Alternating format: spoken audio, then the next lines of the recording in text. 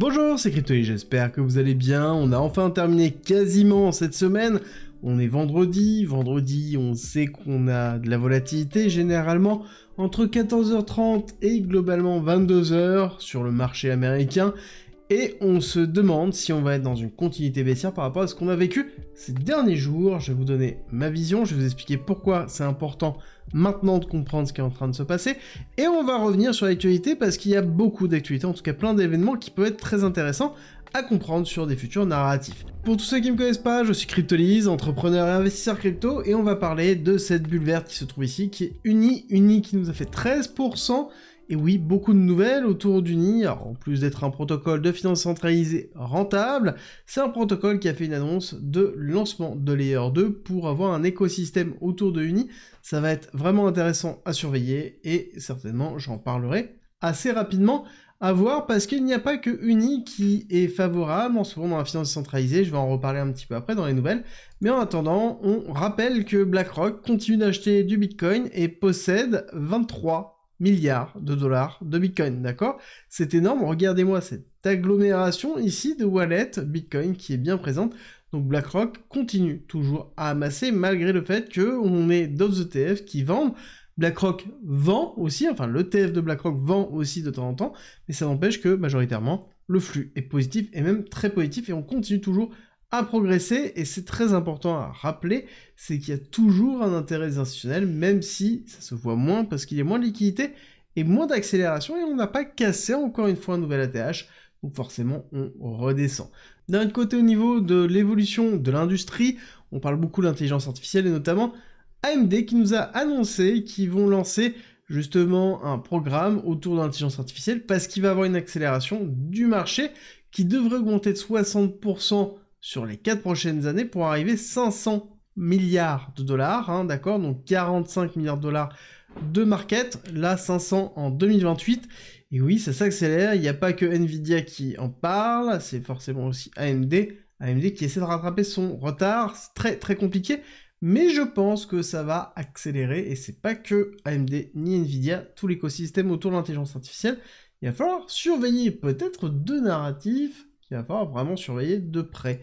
En tout cas, ce qui est sûr, c'est que la SEC nous met des bâtons dans les roues depuis relativement longtemps, hein, 2021 quasiment, un petit peu avant aussi, mais vraiment l'accélération c'était 2021, 2022 et 2023, et on dit qu'en effet c'est un désastre, et là c'est un commissionnaire de la SEC directement qui nous dit que, en l'occurrence, ça pose problème, et oui, on le sait très bien que dans la SEC, il n'y a pas tout le monde qui suit Gary Gensler, il n'y a pas tout le monde qui est d'accord avec ce qui est en train de se passer, donc on le sait, mais ça n'empêche que ça change rien.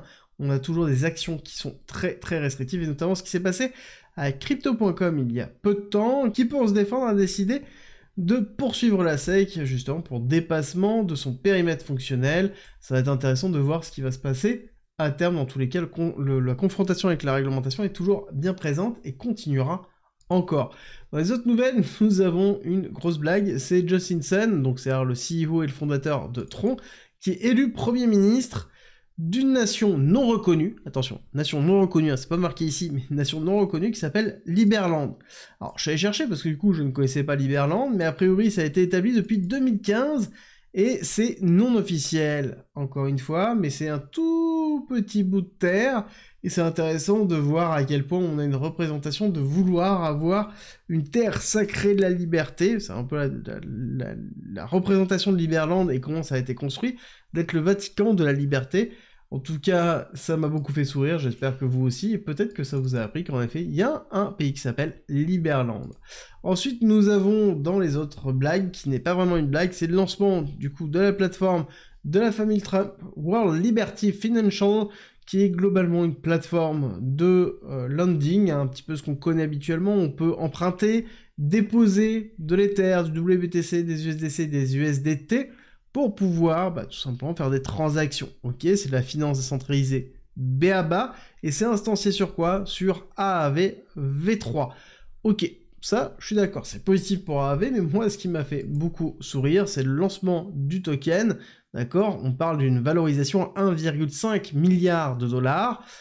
À savoir que là, en termes de valorisation, on parle de l'équivalent de la valorisation de AAV, qui est un projet qui a déjà énormément d'utilisateurs, qui est rentable, et qui est même très rentable, et dans lequel c'est la sous-couche de cette énormité. Donc ça va être à surveiller, surtout pour AAV, pour l'écosystème AAV, je pense que ça peut être très très rentable, mais in fine, est-ce que ça vaut vraiment 1,5 milliard? Je ne pense pas, mais étant donné qu'il y a un effet de mode et que c'est Trump, il y a moyen que ça aille beaucoup plus. Je rappelle qu'il a lancé des collections de NFT et il a ramené des millions avec ses collections de NFT, donc à surveiller de près, notamment pour l'écosystème DeFi. Ensuite, nous avons, niveau macroéconomie, des éléments qui sont tombés. En effet, le CPI est tombé hier, CPI qui est tombé à 2,5, donc encore une fois, je rappelle que c'est l'inflation, et on voit que c'est quand même plus haut que ce qui était prévu, d'accord? Pas beaucoup, prévu 2,3, on est à 2,4, mais c'est suffisant pour faire mal, surtout que nous avons une inflation sur l'électricité principalement, sur la nourriture, sur derrière les loyers et les propriétaires. Donc forcément ça fait très mal, et en l'occurrence on voit qu'on est en train de mettre en place une pression très forte au niveau des USA, au niveau du S&P 500, on voit qu'on a beaucoup de mal ici, et il faut comprendre que ça a un impact sur le long terme. Ça sous-entend principalement qu'on se rapproche encore du spectre de la dépression, qui est toujours bien présent, et on nous l'agite devant le nez en nous disant « mais regardez, l'inflation est en train de réaugmenter, donc ça veut dire que ce n'est pas terminé, et les chômeurs, en tout cas les emplois sont en train de baisser, le taux de chômeurs est en train de monter, nous sommes en dépression, c'est pour ça qu'ils ont baissé les taux de 2 fois, et qu'ils vont continuer à baisser les taux. Le marché hésite, clairement, entre le pricing de la continuité de la baisse des taux, ou derrière la mise en place de la dépression. Je pense que le discours de Jérôme Powell dans les jours à venir va être vraiment important dans la tonalité qui va être effectuée. C'est pas tant encore le contenu, mais c'est la tonalité qui va être effectuée, et les questions-réponses s'il y a, mais en tout cas ce qui est sûr et certain, c'est que là, les prochains chiffres devront être positifs. On est en train de consolider maintenant pour cette raison-là. Quand on regarde Nasdaq, c'est vraiment pas sexy. Nasdaq, on a poussé, ok, mais techniquement, qu'est-ce qu'on a fait? On a surtout renforcé ici l'equal high, qui se trouve là, donc on a créé un equal high dans les alentours des 20 362, ça me rappelle grandement ce qu'on a pu déjà vivre il n'y a pas si longtemps que ça. Si c'est le cas, à ce moment-là, ça veut dire qu'on va les retracer là et aller casser cet equal high, et après on verra, soit on va chercher plus haut, soit on va chercher à quitter, on va chercher plus bas.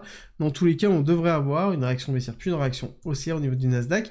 Je pense que ce qui déterminera ça sera principalement le pricing qui sera effectué sur ici, dépression ou pas dépression, et baisse positive ou non, apport de la liquidité ou non. Dans tous les cas, je rappelle que même si on a une dépression, ça n'arrivera pas pendant les élections américaines, ça c'est sûr et certain, ça n'arrivera pas en janvier non plus parce qu'il y a l'investiture, et globalement, ça mettra plusieurs mois à être validé, à être accepté par le marché, bref, on a le temps, encore une fois, je vous le rappelle. Par contre, quelque chose qui n'a pas le temps, c'est le pétrole. Le pétrole nous fait des allers-retours directement dans la même journée, à plusieurs reprises. La même semaine a été assez impressionnante, ce qui est assez rare sur le pétrole, en tout cas sur événements assez flat. Je veux dire, on a eu beaucoup d'événements la semaine dernière au niveau du Moyen-Orient.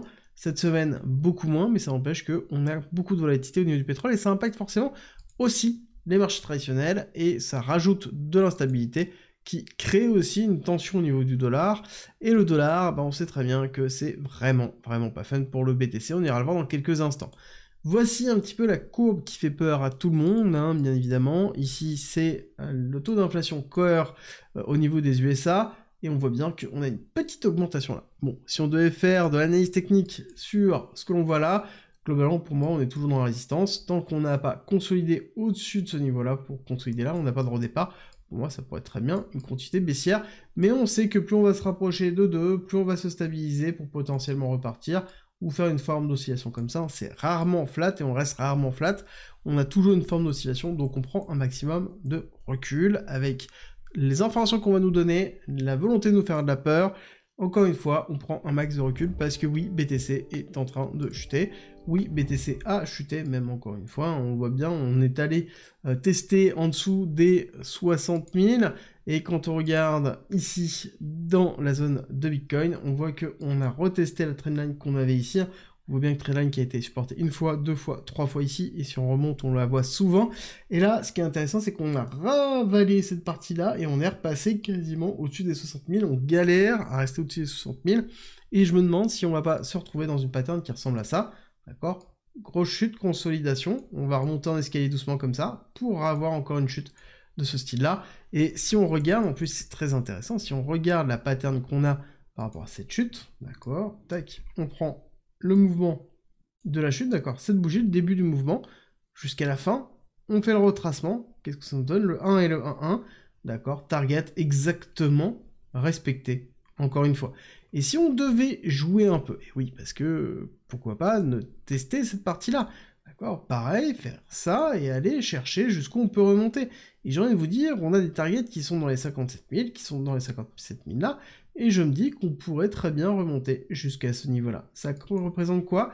Les 60 200, et donc pour moi, ça pourrait être une zone qui pourrait être intéressante. Pourquoi? Parce que ici, nous avons toutes les résistances qui se trouvent là, et c'est tout à fait logique que l'on s'arrête dans cette zone-là pour pouvoir faire une consolidation et faire une continuité baissière. Si continuité baissière est bien validée encore une fois. Et d'ailleurs, je vais la noter, parce que je trouve ça très intéressant de valider, et on le validera certainement lundi ou dans la vidéo de samedi, donc l'hebdomadaire, dans lequel on revient sur la macroéconomie et ce qui se passe réellement sur BTC et le plan de la semaine qu'on met en place. Donc pour moi, on a vraiment la validation d'une volonté baissière qui est quand même ravalée, ce qui est plutôt positif, d'accord? Si on avait consolidé en dessous, je vous dirais c'est game over, d'accord? Consolidé au-dessus, je vous disais, là ça y est, on va passer ici, voire même les 54 000 directement, hein. En l'occurrence, ça n'a pas été le cas, on a ravalé une partie de la bougie, on est en train de consolider au-dessus, ok? Donc ça veut dire qu'on va refaire encore une impulsion baissière, on aura fait première impulsion, deuxième impulsion, troisième impulsion, ok? Donc ça veut dire que là on aura une temporisation de cette zone-là, et on verra si on consolide et on repart à la hausse, ou on va chercher beaucoup plus bas. Mais ce qui est intéressant, c'est qu'on va chercher cette liquidité-là, et donc là on irait chercher cette liquidité ici, d'accord? Et consolider le fair value gap qu'on a ici, d'accord? L'imbalance qui se trouve là, qui est toujours bien présente, hein, on la garde en tête, et ensuite potentiellement chercher plus bas. Mais encore une fois, on a le temps, on n'essaie pas d'anticiper le cours, on analyse ce qui est en train de se passer pour anticiper les probabilités justement d'un mouvement et des zones d'interaction, c'est vraiment ce qui est le plus important. Dans tous les cas, ce qui est sûr et certain, c'est que le mouvement récupéré ici de ce sel n'est pas suffisant pour être cohérent, d'accord? On devrait avoir un mouvement qui doit être suffisamment important, et généralement, si on regarde ce mouvement-là, c'est cette baisse, consolidation, et cette baisse, d'accord? Et quand on regarde ça, c'est cette impulsion sur ce retracement, et ça nous donne une target dans cette zone-là. Et là, on verra ce qui se passe. Encore une fois, pour moi, tant qu'on n'a pas atteint cet endroit-là, bon, bah je m'en fais pas. Et ça, c'est quelque chose qui se voit aussi, ici dans les clusters de liquidation, on voit qu'on a fait une liquidation vraiment majoritaire, mais il nous reste encore des liquidités dans ces zones-là. On consolide bien des liquidités au-dessus, mais ce n'est pas encore suffisant. Si on regarde l'autre image, on voit très bien de ce qui nous attend dans les alentours de 57 000, hein, toujours la zone que j'ai donnée. Bon bah ça donne quand même très envie, encore une fois, cluster de liquidation bien présent, et je pense que si on a une belle consolidation des 57 000, ça renforcera les shorts ici, et je pense qu'on aura une véritable incentive à aller chercher beaucoup plus haut. Encore une fois, on prend un max de recul, ça ne veut pas dire que toutes les cryptos sont en train de chuter. Si on regarde la dominance, on voit qu'on maintient quand même la dominance, hein, on consolide plus ou moins depuis les dernières semaines, donc on est toujours dans les alentours des 57-58, donc ce qui est plutôt positif. Et quand on regarde ici la relation de BTC versus les autres alts, encore une fois, enfin regardez-moi, c'est plutôt relativement consolidé sur la majorité des alts. On a quelques-uns qui retracent beaucoup plus, notamment ceux qui ont surperformé, mais ça n'empêche que ceux qui sont dans la performance de BTC, on voit qu'elles suivent exactement BTC. Donc on n'a pas d'effondrement des alts, donc ça veut dire qu'on n'a pas de cluster de liquidation énorme, et ça encore une fois c'est très positif. Je vous rappelle que ce qui s'est passé le 5 août ici, ce qui avait fait vraiment très mal, hein, 5 août ici, cette chute drastique, dramatique même pour certains, ici ça a été les liquidations sur les alts. La liquidation des alts avait fait vraiment très mal, très peur, et regardez-moi la vitesse à laquelle on a avalé cette partie-là. Est-ce que ça peut arriver maintenant? J'ai envie de vous dire oui, mais on est quand même bien moins exposé que ce que l'on était sur août, et là on avait fait quand même moins 18% en combien de temps? En l'espace de 20 heures, d'accord? Moins 18% en 20 heures, c'est vraiment énorme. Donc forcément, on a eu très peur. On a eu derrière les marchés traditionnels qui nous ont emmenés. Là, je pense pas qu'on aura une hyper chute pareille que les marchés traditionnels, hein, pour redonner un ordre d'idée. Tac, et on était en août, on était ici, d'accord? Donc forcément, la chute qu'on voit là, elle était aussi très forte, hein, surtout sur les marchés traditionnels.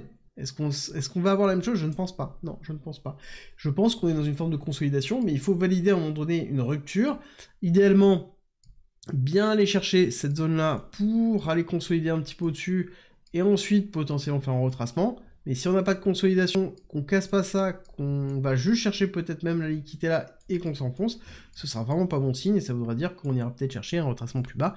On l'a gardé en tête, on le garde en tête, on a des zones, on a les 19 500, on a ici les 18 234, on a un petit peu plus bas encore. Bref, on a plein de zones qu'on garde en tête et qu'on va surveiller. Dans tous les cas, on est quand même très loin de ça et on est toujours dans ce bull flag. Encore une fois, même si on va visiter les 52 000, ça ne change rien, on est toujours dans ce bull flag, c'est plutôt positif, et c'est ce que l'on aime, ça veut dire que ça sous-entend qu'on a encore du temps pour pouvoir se positionner, pour ceux qui veulent continuer à travailler leur exposition, et tout simplement, on évacue tous ceux qui n'ont pas le mental, tous ceux qui n'ont pas la stratégie, tous ceux qui ne sont pas prêts à vivre ce bull run, et donc, encore une fois, c'est normal d'être difficile. 220 jours. Pour vous dire, c'est des choses qu'on a déjà vécues. Ceux qui étaient là avec moi, réellement, je pense que vous vous en souvenez de ce range interminable qu'on avait là. Voilà, il a commencé le 19 mars, et on en est sorti par le haut, quand même, le 23 octobre, d'accord? C'est pareil, ça a duré, mais pendant 3 plombes, c'était long, c'était dur.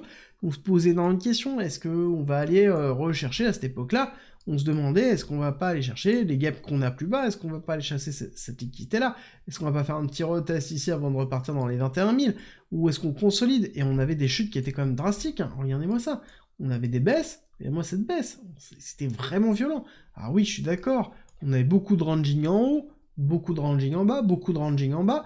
Encore une fois, c'était facilement gérable, plus facilement gérable que là, parce que là, on a quand même plus de volatilité, d'accord? Et on a une inclination qui est quand même baissière, c'est-à-dire que in fine, ici, on voit son portefeuille qui baisse, alors que là, sur de la latéralisation classique, bon, si on lissait bien, de base, et qu'on rachetait bien le bas de range, de base, on voyait même potentiellement son portefeuille s'apprécier.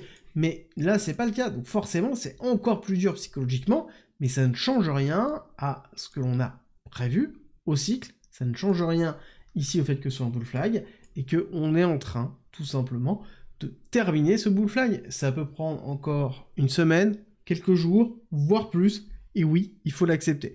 Et encore une fois, je le répète, c'est le moment de se poser les bonnes questions. Si vous voulez un guide d'investissement gratuit, 40 pages, dans lequel je reviens sur la psychologie, sur comment gérer une stratégie d'achat, comment gérer une stratégie de vente, bref, je vous donne des éléments pour construire votre propre stratégie, c'est gratuit, c'est 40 pages, c'est un commentaire en description.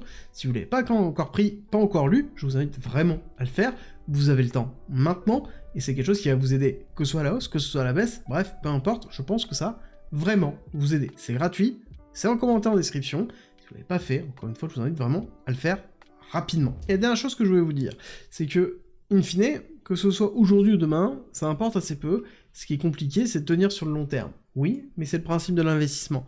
L'investisseur n'est pas un trader, l'investisseur prend son temps. Un trader définit une time frame, donc un espace-temps dans lequel il va agir, et il sortira à un espace-temps défini. D'accord? Ce n'est pas le cas de l'investisseur. L'investisseur, c'est toujours sur le long terme. Si vous êtes là pour le court terme, oui, en effet, ça va être compliqué parce que nous sommes dans un bull flag. Si vous avez acheté sur cette petite bougie ici, c'est sûr, c'est très compliqué. Je le comprends, mais imaginez bien que vous n'êtes pas le seul.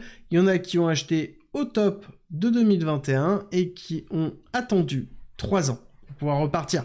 Donc encore une fois, vous êtes là depuis pas longtemps. Imaginez bien que tous ceux qui ont vécu là sont très sereins, et en tout cas beaucoup plus sereins que vous ne l'êtes maintenant, mais c'est normal, ils ont plus d'expérience, ils ont vécu plus de choses. Dites-vous que c'est excessivement formateur, et que c'est quelque chose que vous serez capable d'accepter, justement dans une phase plus complexe du marché. J'espère que cette vidéo vous a plu. Si c'est le cas et que vous voulez me soutenir, c'est simple, likez, partagez et abonnez-vous, et on se retrouve très vite pour une nouvelle vidéo.